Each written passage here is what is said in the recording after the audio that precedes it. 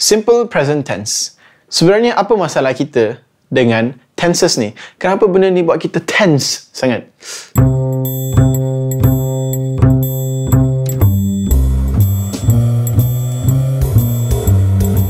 Sebenarnya, dalam English, klasifikasi tentang tenses memang banyak. Past perfect, present perfect, future perfect, present progressive, past progressive, future progressive. Banyak. But today, we are literally going to look at a simple one, the simple present tense.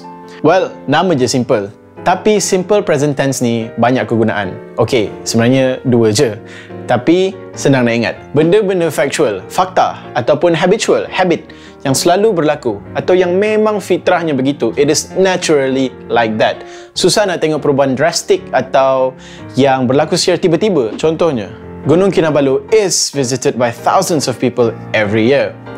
We use is walaupun gunung itu dari dulu memang ramai orang datang sebab memang setiap tahun ramai orang visit Gunung Kinabalu. It becomes a fact. So, jangan bubuh past tense ataupun future tense. Benda-benda habitual, contohnya hari-hari cikgu main bola. The teacher plays football every day. Walaupun semalam cikgu main bola juga, kita guna simple present tense plays sebab dia dah jadi habit. Kita juga tak guna will play football walaupun kita tahu cikgu akan main bola esok sebab dalam tense tu dia dah tunjuk sekarang, semalam dan hari esok. Nak tahu macam mana nak guna simple present tense ni senang je. Ada indicators of time like every day, often, sometimes, all the time, never.